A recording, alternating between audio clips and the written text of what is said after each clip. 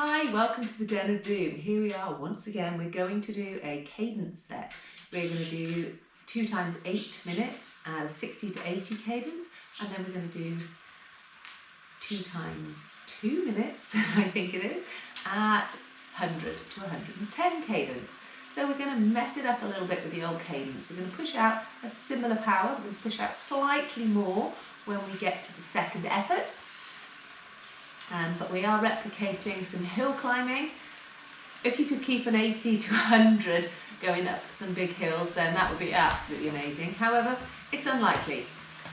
Okay, we don't have Lance Armstrong's legs who can maintain that cadence. We don't have his drugs either, I'm hoping. Anyway, enough of that controversial topic. So, getting my clock ready. Bike indoor. Today's cadence efforts. It says do workout. I press do workout in 3, 2, 1 and OK. 3, 2, 1 and off we go. So we've got a warm up. It's 10 minutes, nice and easy. We're looking at our RPE. So in our RPE for our warm up, it's about 3 or 4, nice and easy. Just getting the blood flowing, loosening off the muscles, and preparing you for the harder efforts that are to come. Also today, what we're going to have a little talk about is polarized training. Okay, you might hear that bandied around. It's an 80-20 kind of rule, that you do 80% of your training at low intensity and only 20%, give or take, at a high intensity. Okay, well this is it relevant for everybody, I'm going to say? This is only really relevant for those people who have firstly been training for 3 years or more, and secondly, possibly more importantly, those of you that are training more than 10 to 13 hours a week. Okay, if you're training more than 10 to 13 hours per week, then the 80-20 rule is really important for you, because you do not want to get overtired, fatigued, and end up with overtraining syndrome. So what are we talking about? The general rule is, like I said, 80-20, but it's a give or take. So 75% of your training should be in what's known as low intensity training, and it's in zone 1. Okay, this will help to recover from the harder efforts. This will help you to develop that aerobic base, that foundation to build on. However, if your race is in the next 6 to 8 months, then perhaps we need to review that, because those adaptations will take a long time unless we really stimulate and push the system. The next, if we're doing the 80-20, we've got about 8%, it's not going to work out 80-20 before you all come sending me messages going, oh, it doesn't work. 8% is moderate threshold. So we're looking at zone 2. So we're hitting our threshold area. So today we're just going to be below threshold. So we should be staying within our zone 1, if we're looking at 3 zones, and sort of heading up towards zone 2. So just below threshold. For the second 2 minute efforts, we will be tipping over and doing a little bit of zone 2 work. Okay, and then finally, you might be surprised at this, but 17% should be in zone 3. Okay, so the purpose of each zone, if we're in the moderate threshold zone, we're looking at buffering and raising our threshold. We're buffering the lactic acid, we're getting used to how it feels in our body, and we are raising that threshold. We're also getting adaptations of capillarization and increased mitochondria. So that's really important, because if we have more capillaries, we can transfer more blood. Bonus, we can also exchange the gases, which is what is more important, and deliver the nutrients to the working muscles. Okay, so we're removing carbon dioxide and we're delivering oxygen, and we use that oxygen to release and replenish the energy stores. For the higher intensity work, zone 3, we are then tolerating that lactic acid and learning how to remove it or shuttle it away from the muscles as quickly as possible. it does need to be reconverted. And when we're in this zone, we are producing more than we can reconvert into energy. So it's really important that our body gets efficient at removing it from the muscles and reconverting it in short periods of time. The adaptations we get in zone 3 really are focused on improving our lung capacity and our cardiac output. So making our lungs and our heart stronger and more efficient. Quite important to remember though, if you spend a lot of time in zone 3, too much time, it can lead to an impairment of your autonomic nervous system. Which means your heart, your digestion, your reactions, you'll just generally feel more sluggish and fatigued. So be really careful with that. You've got to learn not only, to stick to rigid percentages and stick to your zones, but you've got to listen to your body. I like to work to rate of perceived exertion because although heart rate, for example, and power will be telling you something, if you feel absolutely shattered, the chances are you are absolutely shattered. So reduce what you're doing, take a rest. Sometimes you can just feel mentally fatigued and jumping on the bike. I'm just checking my power zone, it's funny we're talking about that. Okay, so sometimes you're mentally fatigued and you don't feel like doing it, but you jump on the bike and actually you don't feel half as bad as you thought and you start to improve.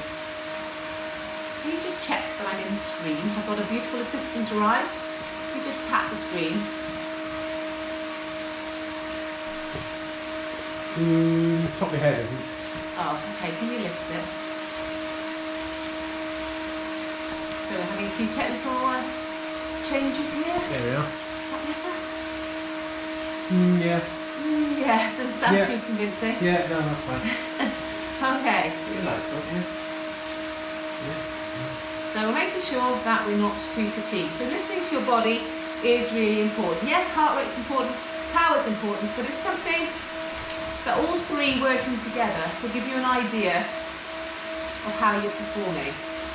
If you blindly stick at power thresholds, heart rate thresholds, and don't listen to how your body feels, and just have to do the session because that's what's written down, unfortunately you will have the negative side of overtraining, injuries, and God help us, chronic fatigue. We do not want that.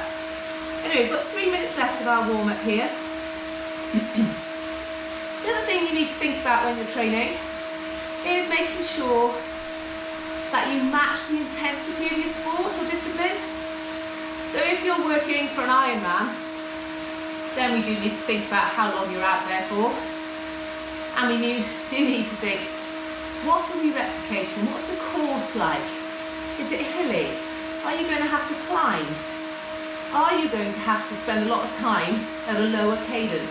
So we're thinking about that today. There are some lovely climbs in the Ironman Wales course, which you will need to slow that cadence down and just keep pushing through. Check your gearing before you come to Wales. Have you got the appropriate gearing to get you up Heartbreak Hill, Wiseman's Bridge, to name just two of the lovely hills that we've got. Angle is quite a toughie too. Okay, 2 minutes left. So today our cadence work is taking us down to 60 to 80 RPM. Now this is when you lose more power, or use more power by using your core, but also it's that leakage of power and energy that we don't want. So the more we strengthen our core and get used to pedaling at the lower cadence, the less wasted energy we should, in theory, have. Brilliant. I think I've talked non-stop for the last 7.5 minutes, so doing well. Hopefully those legs have been spinning and you're just warming up. So 3 or a 4 on RPE. Now the effort that we've got for these low cadence efforts should feel somewhere between 4 and 7. Start off at a 4 or a 5, finishing at 7, and each is 8 minutes long with recovery.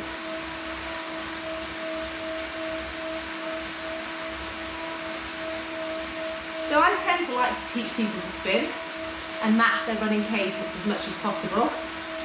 But we have to be realistic about the courses that people are working on. If the course doesn't allow for high cadence for hill climbing, then let's not do all of our training in there. So we're throwing in a lower cadence today.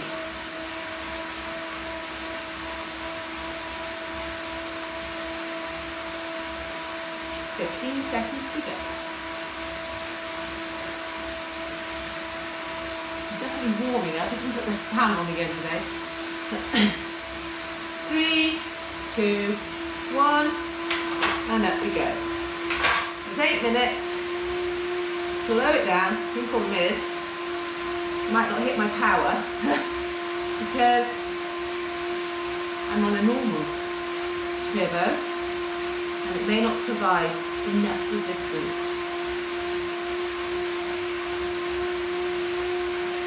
at a lower cadence. Okay, keep it going.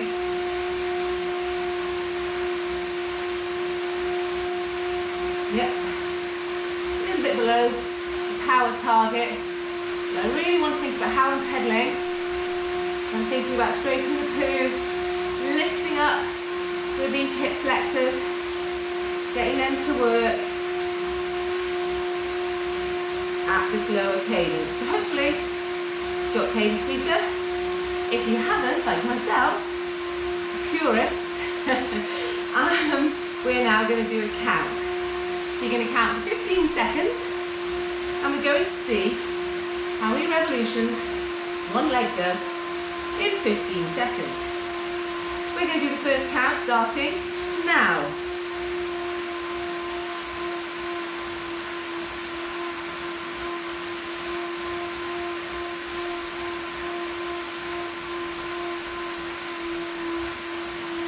Okay, 18 times that by 4. That was 72, I think, for me. So we're going to keep that up.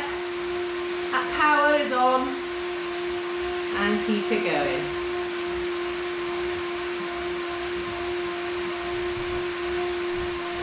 Well done. Keep it going.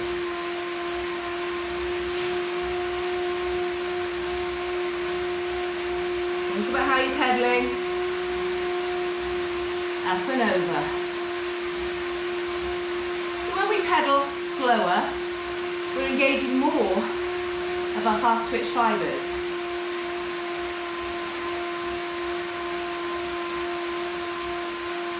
Try and keep the upper body as still as you can, both when we're going slow and when we're going fast. Keep that core firm. Don't allow it to rock from side to side.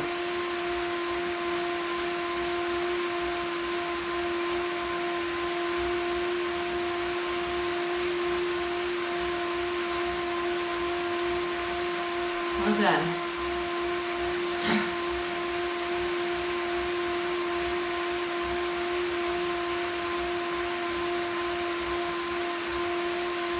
Keep it going.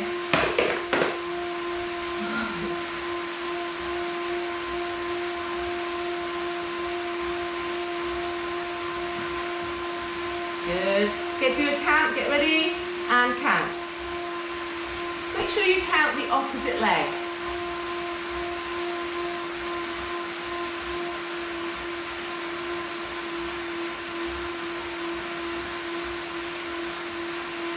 Okay, what did you get? Work it out. Times it by 4. Clearly I can't talk and count at the same time, so I failed to count on that one.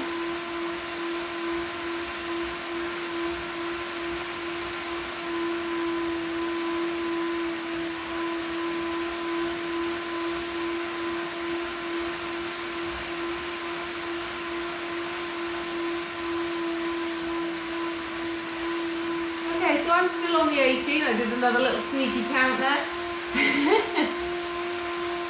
I'm still on 76, a little bit higher than I want to be. The only way I can rectify that is perhaps put a little bit more pressure on my back tyre so that I can maintain that resistance that I require.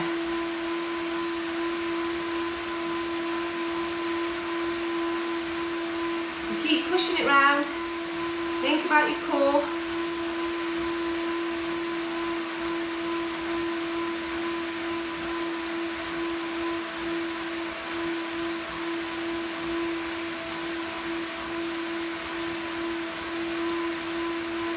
So most of this training today should, if we're looking at the polarized training model, be in that zone 1, a low intensity. Well, when we say low intensity, it's quite a big zonal area, and if you've been used to using 5 zones, probably zone 1 and 2 of the old zones. Good, well done.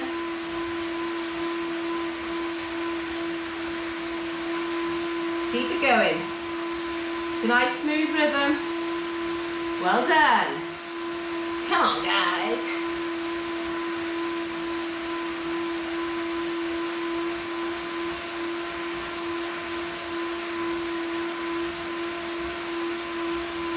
Brilliant. 2 minutes, 15 seconds left. I'm going to put a little bit more pressure on in this little breather of a break. See if I can, I'm only just dipping into my power at the moment.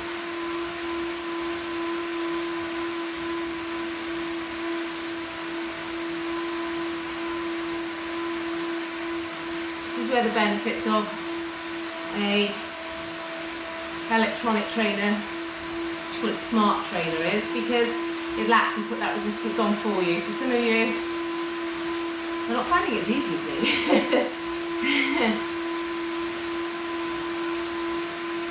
So I imagine as we're getting towards, 1.5 minutes left, as we get towards the end of this 8 minutes, you should be hitting that 7.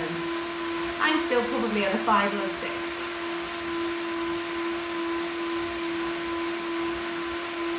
Might see a different story in a minute.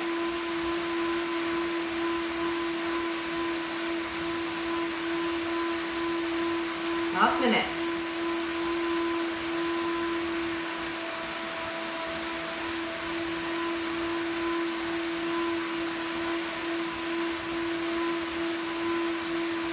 Good.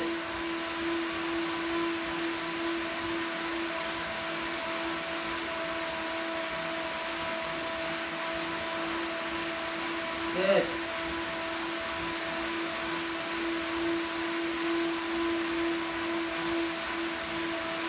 Last 30 seconds.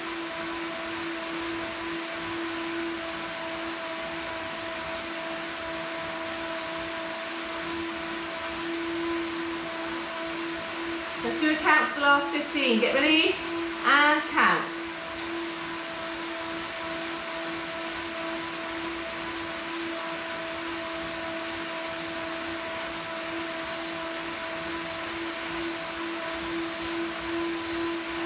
Okay, take it easy. We've got 2 minutes recovery. Nice and easy.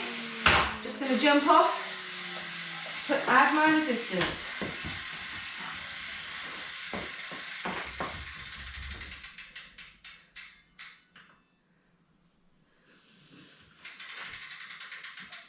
Okay, that should do it. Fingers crossed. Keep pedaling. That took 30 seconds to do. And we're back on. Ooh, yeah, I think that's going to help me. But we will see. A little bit of sweat coming on.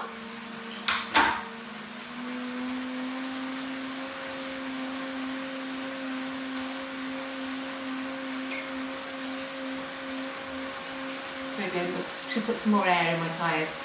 Check your bikes before you jump on as well. Make sure that they're airy and that you have Done them up nice and tight so you don't fall off. If you remember one of my videos from back in the summer.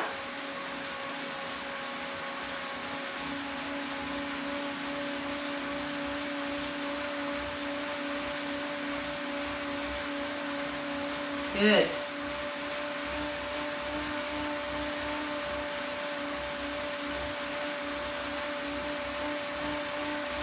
Seconds left and we build it back up for another 8 minutes.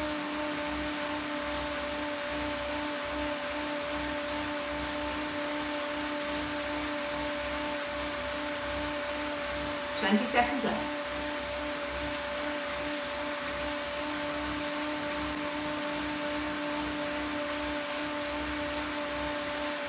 Ten seconds. Fingers crossed. 3, 2, 1, and up we go. Slightly different sound on the back. You can hear the resistance.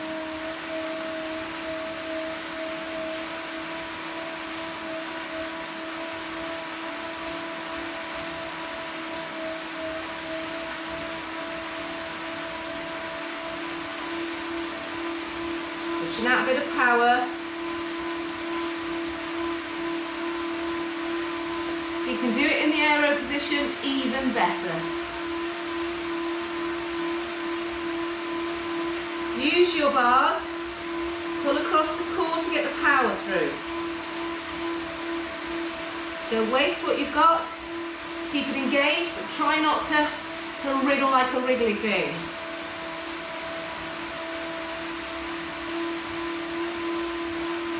One minute gone.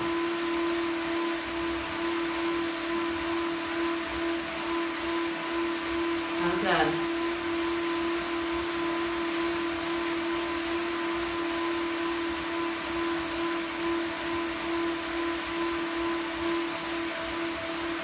Okay, we can do a count in 2, 1, and count.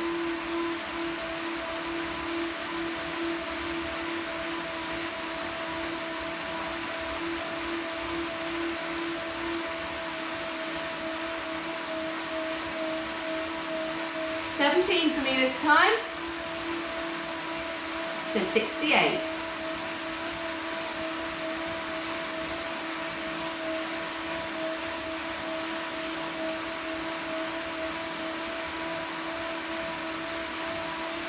Fantastic, well done. Those 2 minutes, nearly done.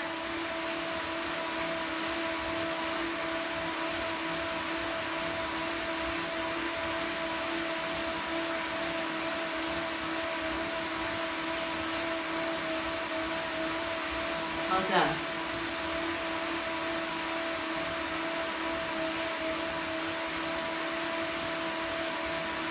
Keep thinking about it, think about your pedaling action, what muscles you're using.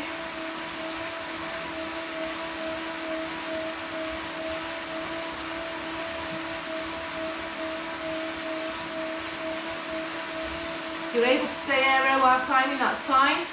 If not, come up onto the hoods, or if it's really steep, you can put your hands here, sit up and push through, keeping that heel down depending on the steepness, the incline, the percentage that you've got to climb.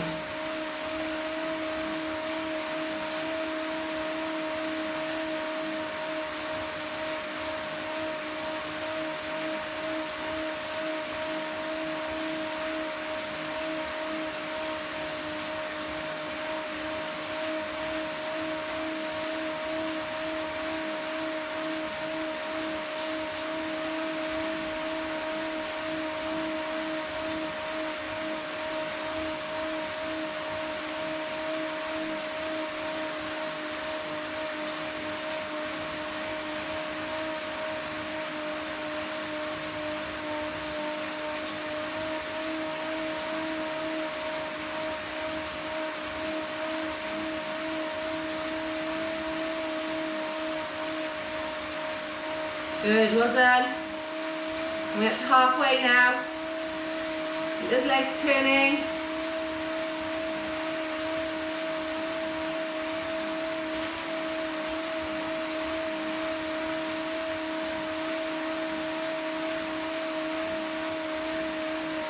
Keep it turning. Now we have a lot of information and research that RPE is very heavily linked to cadence, but it's all in the mind. So it's a psychological thing. If you're somebody who likes to grind out a big gear and go at a slower cadence, if I ask you to pedal at a much higher cadence, it does raise the heart rate initially until your body gets used to it. But your brain tells you you don't like it. And as a result, people don't do it. And vice versa. If you're somebody who spins, who then gets told to grind, it feels much harder, even though, bizarrely, the power output is the same. I did a little test with a few athletes when we had the watt bike and was watt bike testing, and I got them to do it at different cadences.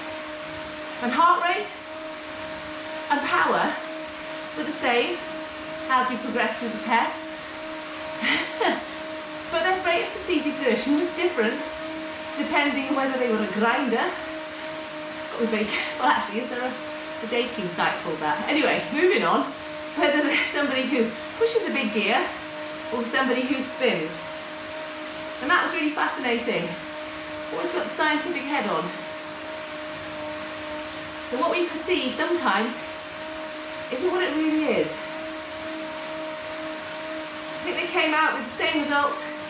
Each test was done 2 weeks apart so that they could have enough rest and recovery time.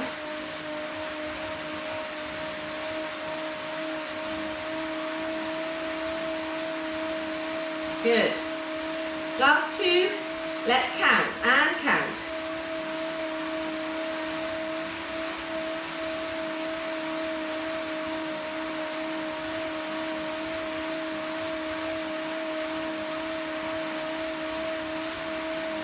That's 16 that time. What about you? Well done. Absolutely fantastic.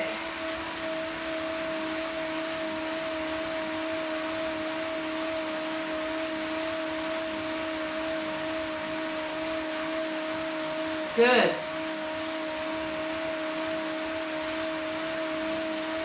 So that one for me was 62. Keeping it steady, keeping it smooth, climbing to the top of that hill.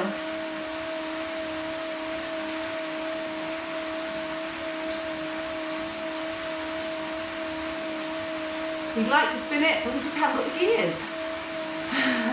That's another thing you can look at. If you prefer to spin, you can get extra long hangers and get like a 30, 32 on the back like a mountain bike. If you struggle with hills.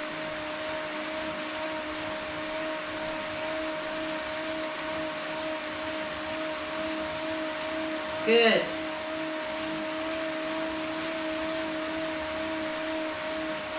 "30 seconds left. Then we have a recovery, and then we're going to up the cadence. Just for 2 minutes at a time, slightly harder. We're going to be in the 7s to 8s for this. We are dipping into zone 2 or zone 3 if you're going by the old 5-zone system. Okay, get ready to relax in 2, 1, and chillax. Let those legs come back up. Get them ready for a spin. Nice 2 minutes recovery. Lovely jubbly. Using the whole range of your muscles, energy systems, really, really good. Listen to your body. Make sure you're not overtraining. Amen. Missed my calling. Simon Haslam, come on. You know I need those lessons. Simon's our drama teacher at college, and he's obviously always in awe of my amazing voice, aren't you, Simon? I actually got invited to the choir on Tuesday. Can you believe it? I had a mask on, so it's slightly muffled, so I think maybe they misheard. as I was singing Happy Birthday to Jane across the foyer in college. I know. There's hardly anybody else around, honestly.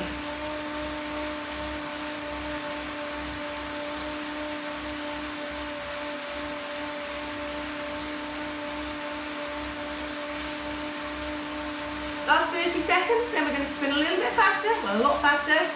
We're looking for 100 to 110. Minimal bouncing. Working slightly harder, not massively, but it's for a shorter period. 15 seconds to go. 10 seconds to go. Hope I'm revving you up and getting you excited. Going in, 3, 2, 1. Up we go. I'm not going to change the gear first of all. I'm going to see if I can get there by just pedaling like a crazy woman. And I can. In fact, I can lower the gear. Good. Remember, we'll do a count and lower the gear again. Oh, too low.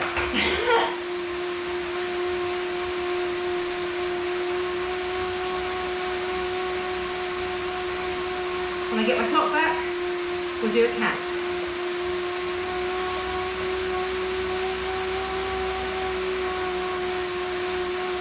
Get ready in 5.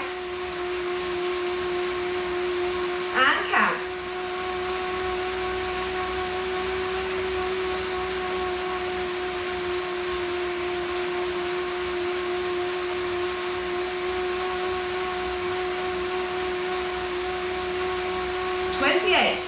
Keep it going. Come on, guys. Are you there?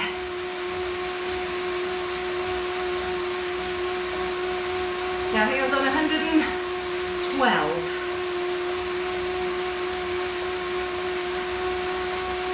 Brilliant.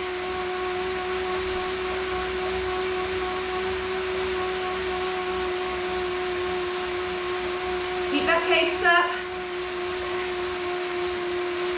Come on. Last 30.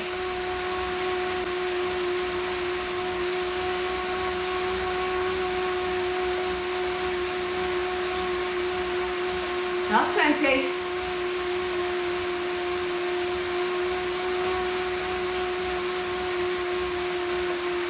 Last 10.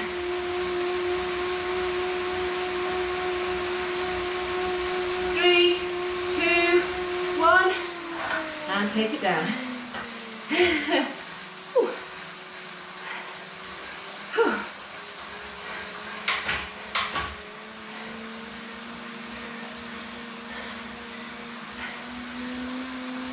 Brilliant. Have a little drink.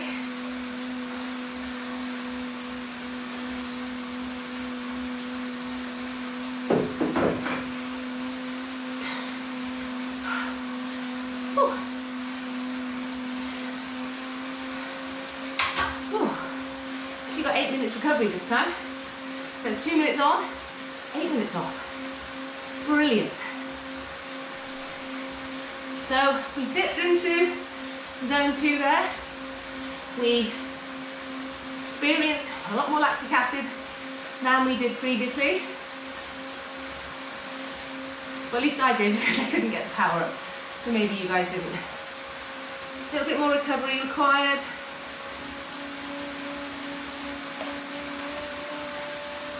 Nice and relaxed.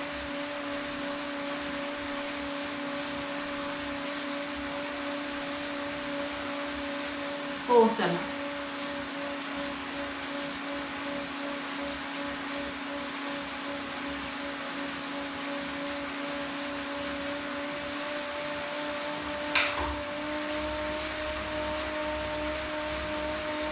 Not too easy, just nice and smooth. Cadence at this point is your comfortable cadence. Not too fast, not too slow. For me, it seems to be about 88.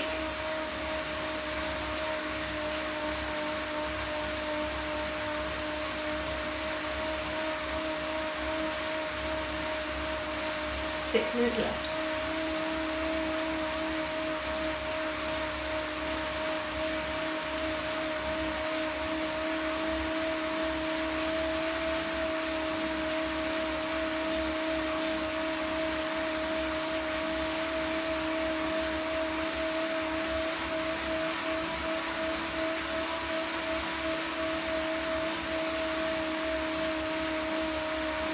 Good, well done guys. Fantastic. Come on Heather. Looking good.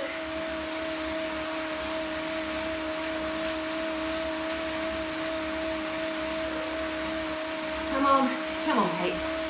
You love this one. You love it.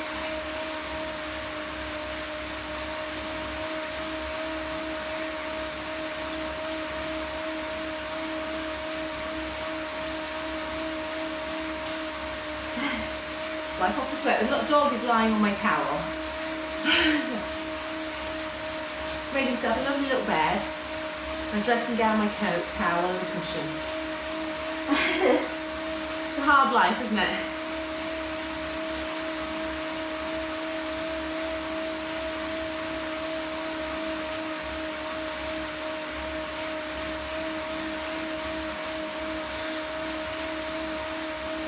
So, a third of today's session has been in zone 2, or just under a third, with a tiny bit in zone 3, the rest below it. So 2/3 below it. So, what's that, 66-33 percentage? So you look at the mix of this session, and look at the mix of your rest of your sessions for the week. There should be somewhere that help balance out those percentages. If you're under, like I said before, 10 hours a week, 13 hours a week average, then you might find you have slightly higher percentages in zones 2 and 3. Don't stress about them. Just make sure that when you do your recoveries, that they are easy. Super easy. Don't let the slots in between turn everything into a grey area. A bit of a mush. Not snow, not rain.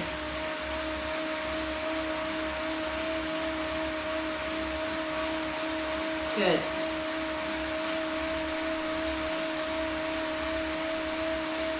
Well done.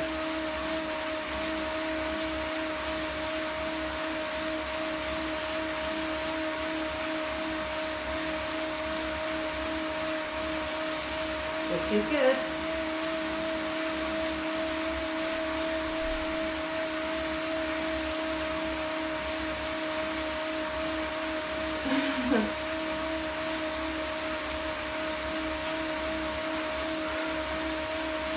Well done.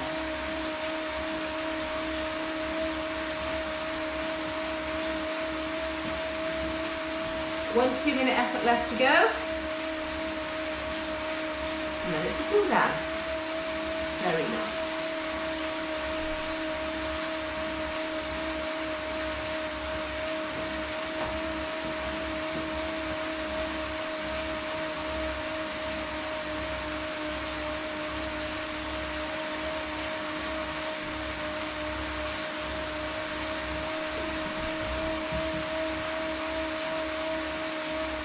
Yeah, I'm just going to grab my towel. The dog's warmed up nicely, probably a bit hairy.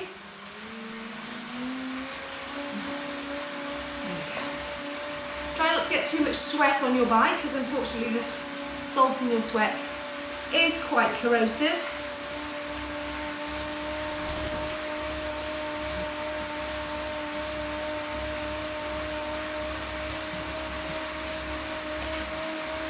We've got 1.5 minutes left.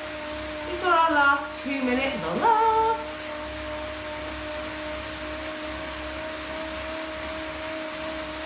So this should be nice and easy. 3, 4, 5, no higher than that of the RPE. The rate of perceived exertion. How hard does the effort feel?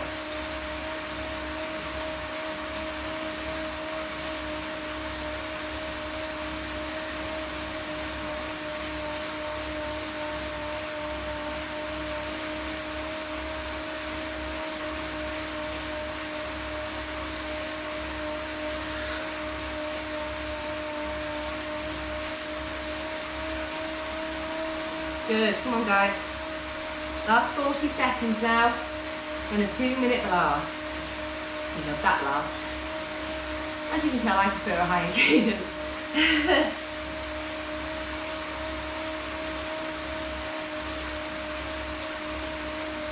The lower cadence will incur muscular hypertrophy more than higher cadence will, which means that the leg muscles will get bigger and stronger. It is down to genetics to a certain extent. Okay, we've got 5, 3, 2, 1.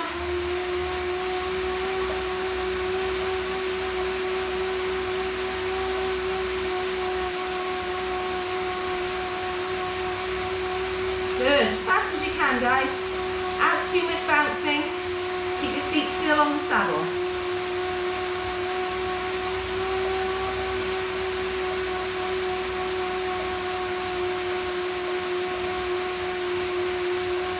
I'm going to count in, off we go.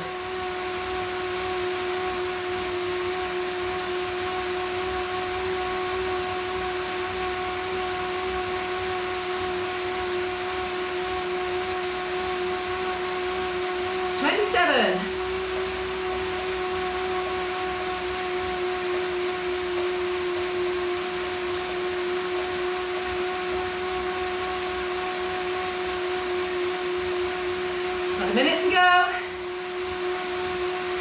Keep those legs spinning.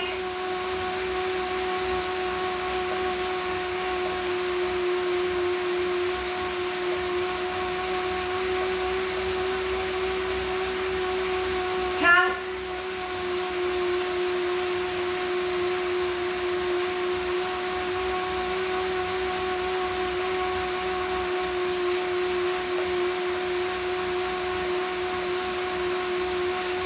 Again. Keep it there. Anything over 25 is perfect. 15 seconds to go and count.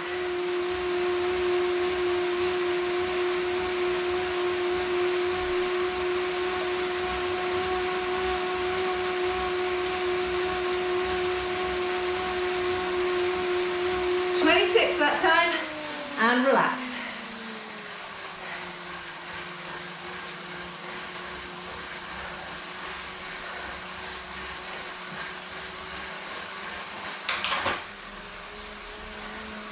So 8 minutes recovery, and then cool down.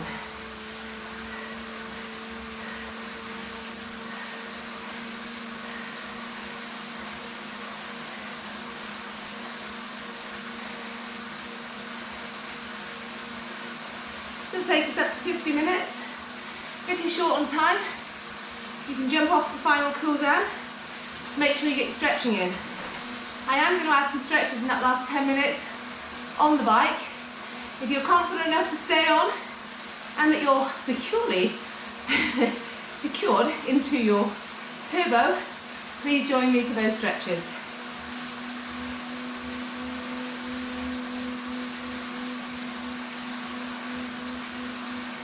Remember, if you don't stay on the bike, you're changing your ratios.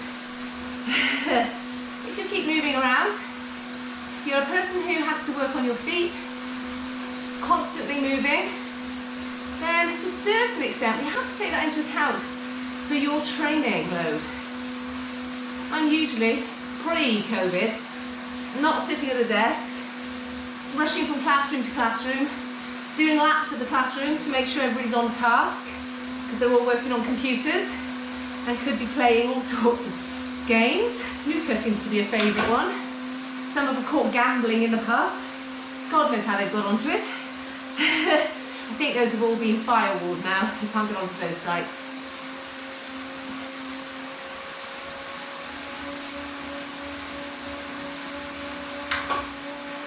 Good. So yeah, factor in, if you're a manual worker, a certain amount of that comes down to your training. That will be your training. And it will fatigue you. It will fatigue you more than somebody who's sat at a desk. However, those people sat at a desk possibly need a little bit more motivation. I found that it's much harder to get going when you've been sitting down all day. Everything stiffens up. Ugh. And what I want to do is go home, have some food, and sit down. It's the worst thing for you. So I understand now, from a desk worker's point of view, how hard it is to train. I always thought it was easy for them, compared to myself, who was either teaching in a classroom or stood up doing sports massage. I think I've appreciated how much now doing all of that is part of my training.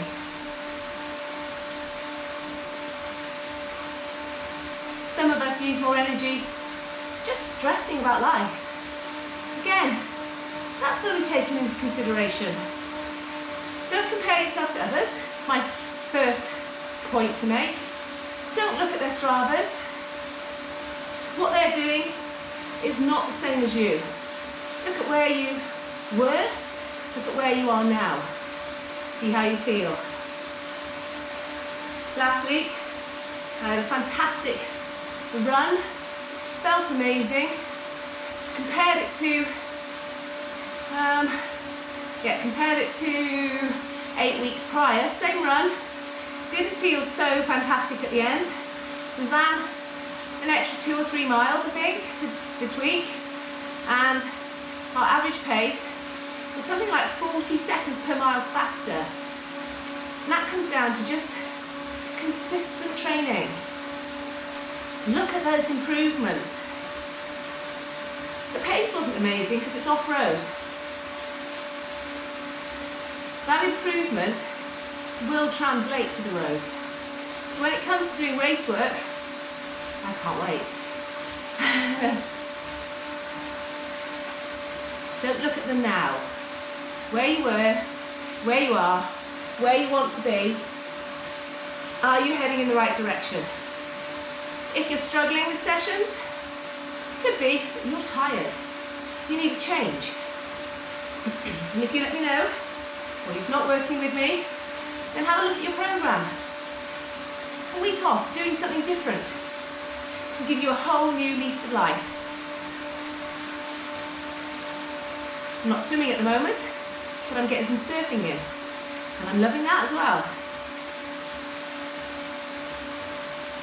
It's swim training, but not lax. I'm not exposing myself to COVID, maybe a bit of sewage in the water, I don't know. I think we're quite clean in Pembrokeshire, water-wise.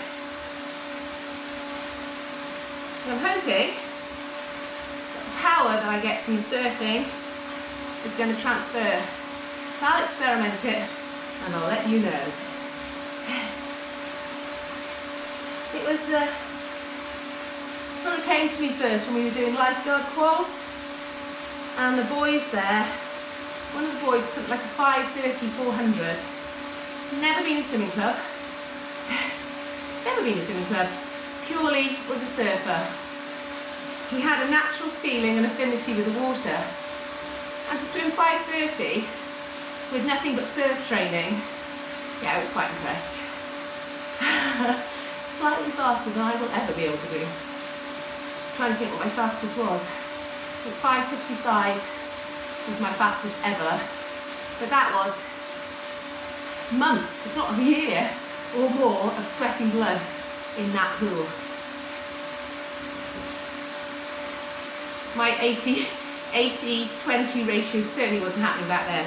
Maybe I was overtrained. But all these years in triathlon, making mistakes, I'm hoping, for a slightly better coach, or a much better coach, or let's say an awesome coach. Let's be confident, because you learn through mistakes. I spent many years coaching voluntarily because I didn't have the confidence, and I think I was pushed forwards when I knew that these people had sort of done their level 2 course and were suddenly selling their services as coaches, having been in the sport for like 9 months probably. And you just think, what's their background? What do they know? Minimal athletic background, no sports science degrees. I know that's not the be all and end all, but I'd say experience and qualification does help. Okay. Some of them are prescribing all sorts of radical stuff. No idea where they're getting their information from. But I've been studying anatomy and physiology and sports exercise for, oh my gosh,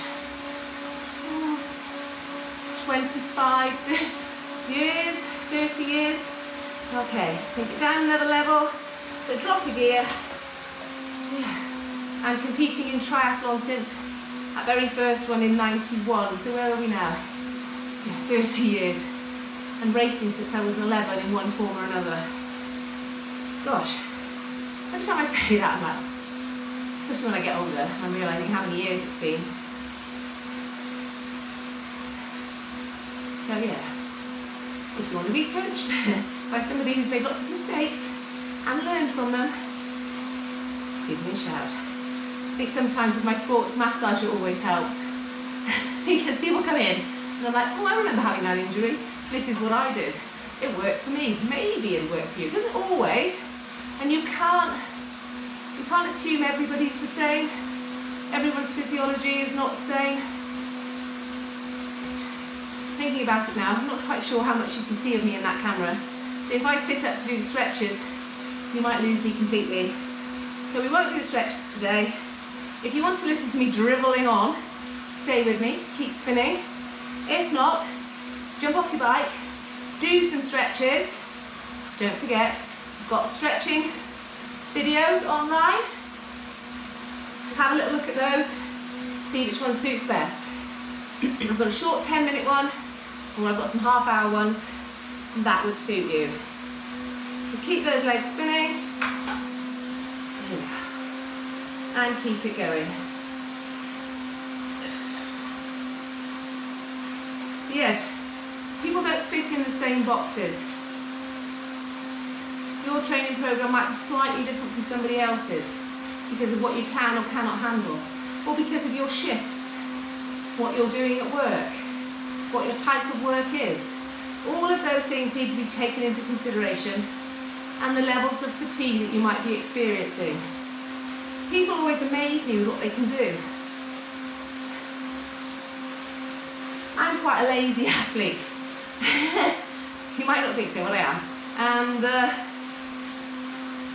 when people just keep going day after day after day and don't fatigue at all, I'm wowed. I'm constantly learning the capabilities of the human body. You guys are absolutely amazing. And I don't think half of you appreciate how amazing you are. I certainly didn't. I think it was when I was sitting down, only a matter of years ago, writing down sort of all achievements over the years, that I realised that actually it wasn't all luck. It wasn't all because so-and-so wasn't there. You don't achieve by luck. It's hard work, determination, and genetics, talent, focus, all those positive words. And all of you are doing fantastically. Every day, getting up, doing your training sessions. It's fantastic. But you must, as I've said before, listen to your body when you're tired. Sometimes it might just be a blip, might be mental fatigue rather than physical. So give the session a go. If you're still struggling during the session, quit, because that rest will give you far more in terms of adaptation and development than ploughing on and just doing another session. Brilliant. Okay, we've got 6 minutes left. Nice and easy. I'm just going to have a little down on the bars. Get myself used to it. Who knows, you might even see me in a race again soon. I just find everything so busy. Oh, I just don't have time. Just don't have time. One of my friends and my parents, when I was about, I don't know, 13 or 14, so I've obviously always been this way. He used to say, where is I haven't got time? Because he used to ask me to do things, and I'd be like, oh, I haven't got time. You're wondering why I'm catching this here. I'm trying and failing to listen to a podcast as well. If you're interested, Simon Ward is talking with somebody about female nutrition in particular. There's an awful lot of research out there at the moment with the menopause, perimenopause, postmenopausal women, our nutrition, how hormone fluctuations are hampering our training and how we best should train in accordance to this. If you tracked your fatigue levels and the days that you don't feel like training, do they coincide with your cycles? I remember going to a fortune teller once. It's in LA. I had to drop that one in. And she said, oh, I don't know what it was. She just said to me, oh, you're having problems with your cycles. And I said, oh, yes, I am. And I can't remember what was said after that.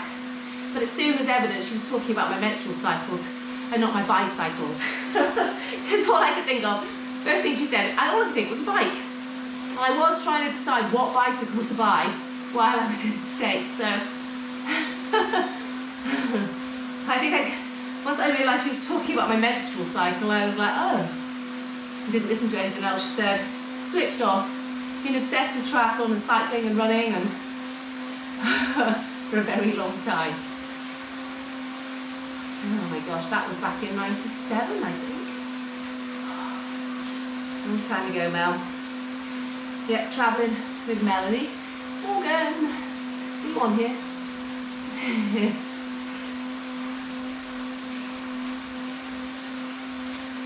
We did a few races in Australia. We joined a surf life saving club as well. One of the best things was numbering up the men before a swim to the pier, or swim to the lighthouse and back, I think it was, race. Yes, the things we do. There's got to be a reason us girls are in this sport, rather than just killing ourselves and proving that we're as good as the men.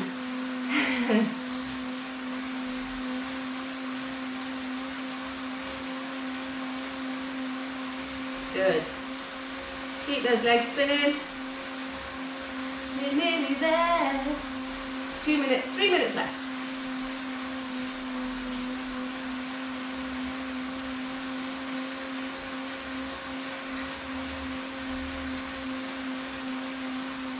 Good.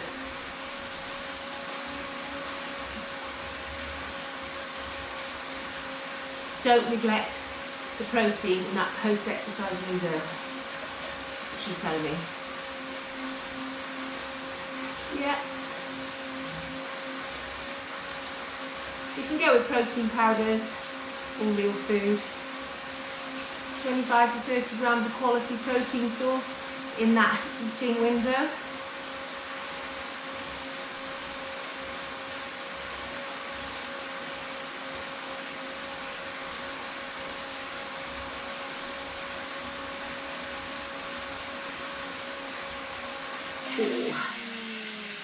It's aching a bit.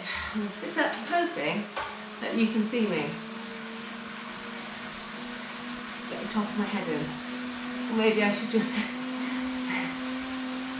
We're nearly there.